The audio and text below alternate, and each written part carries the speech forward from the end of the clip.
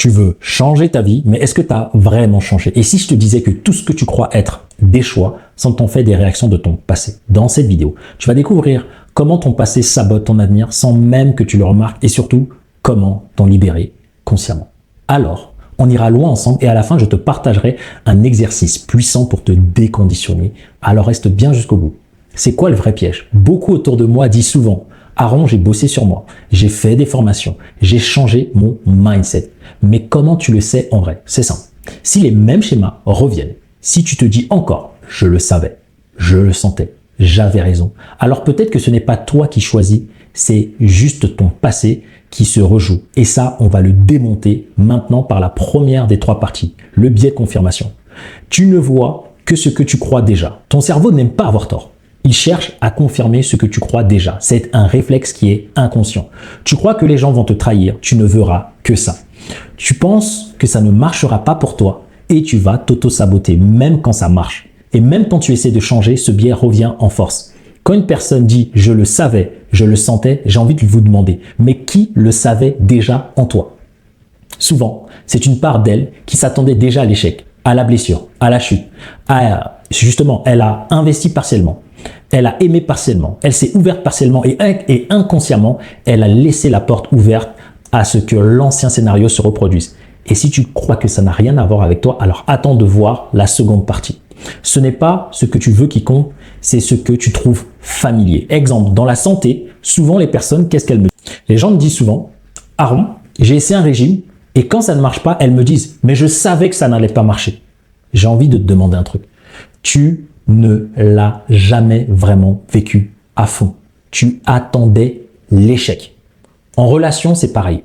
Je le sentais, il ou elle. Je savais que cette personne n'était pas sincère.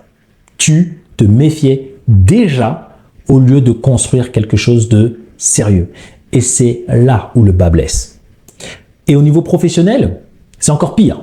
Je le savais, dès que ça ne marche pas, je le savais. Mais en fait, tu étais déjà conditionné pour abandonner. Et dans la partie 2, je vais te parler du biais de disponibilité. Tu choisis ce que tu connais, pas ce qui est bon pour toi. Ton cerveau ne choisit pas ce qui est bon pour toi, il choisit ce qui t'est familier. Même si c'est toxique, même si ça te blesse, même si, comment dire, c'est comme un cœur en fait qui bat, mais qui bat avec du poison. Tu peux être motivé, déterminé, mais si ton inconscient est programmé pour revivre l'échec ou le rejet, tu vas inconsciemment le provoquer et tu vas revivre les mêmes situations. Et tu le ressens dans ton corps, des tensions, des douleurs chroniques, de la fatigue émotionnelle. Et quand ta volonté dit « j'avance » mais que ton passé dit et te tire en arrière, ton corps trinque. Il faut reprogrammer ce que tu considères comme normal, possible, sain. Tant que tu ne redéfinis pas ce qui est bon pour toi, tu retournes là où tu as mal, juste parce que c'est connu. Mais il y a une clé pour sortir de ce piège mental. Dans un instant, je vais te parler d'une chercheuse qui a tout changé dans le monde de la psychologie de la réussite. Je vais te prendre déjà l'exemple. En santé, tu refais toujours les mêmes méthodes qui t'ont épuisé parce que tu les connais. Même quand tu changes, l'étape numéro 1 te ramène. En relation, tu es attiré par les mêmes profils toxiques car ton inconscient croit que l'amour, c'est la lutte. En argent ou en relation, tu refuses les opportunités audacieuses. Tu préfères l'échec que tu connais à l'inconnu qui pourrait te faire réussir. Donc, dans la partie 3, je vais te parler de deux choses. Le fixed mindset et le growth mindset. Ce n'est pas ton intelligence, mais c'est ta posture mentale qui va faire la différence. Une dame qui s'appelle Madame Carol Dweck, psychologue américaine, a étudié pendant 30 ans les performances scolaires et personnelles de centaines de milliers d'enfants et d'adultes. Elle a découvert deux grands types de mentalités. Les fixed mindset, tu crois que tu es comme tu es. Point.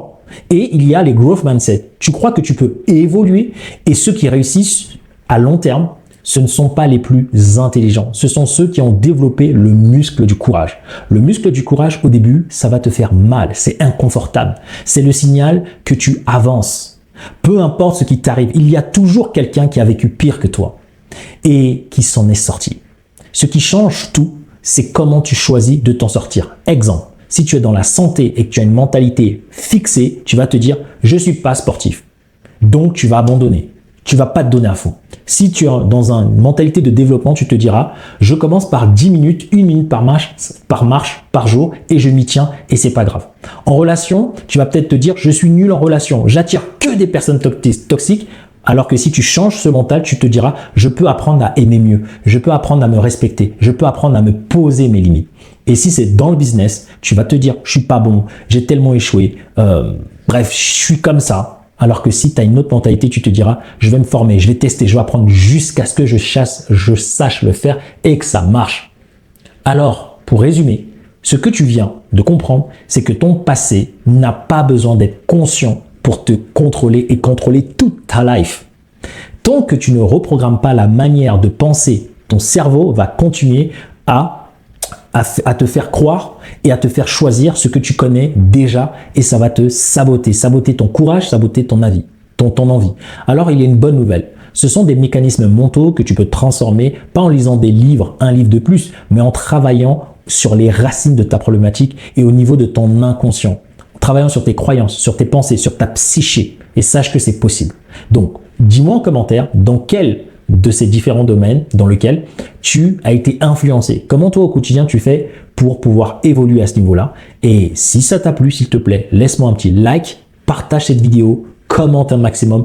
Et ce qui est important, je vais te partager l'écran dans un instant. Si tu te sens seul, si tu penses que tu n'as pas le courage d'y arriver, sache que c'est ce que je fais avec mes clients dans le business. On travaille sur le pro, on travaille sur le perso et c'est justement ça qui fait littéralement la différence. Mais on peut reprogrammer ton inconscient. Je veux que tu saches aujourd'hui que c'est possible. Il y a des personnes qui sont là pour le faire. Donc, ces vidéos-là vont déjà aider un maximum parmi vous. Continuez à en regarder davantage, mais si vous voulez aller plus loin, cliquez sur le lien en description. Et juste pour vous partager l'écran, pour les personnes qui ont fini de regarder cette vidéo, n'oubliez pas, d'accord, en description, vous pouvez prendre rendez-vous avec moi, regarder notre formation offerte, regarder notre programme d'accompagnement, regarder nos avis, me contacter par mail et surtout profiter de toutes les vidéos qui sont déjà disponibles.